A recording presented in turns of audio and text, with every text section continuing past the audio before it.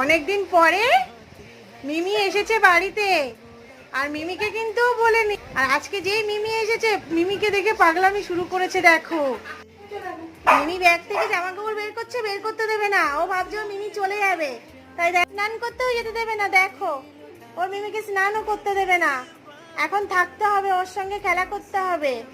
তাই সে এখন মিমিকে পাহারা দিচ্ছে, যদি মিমি চলে যায়।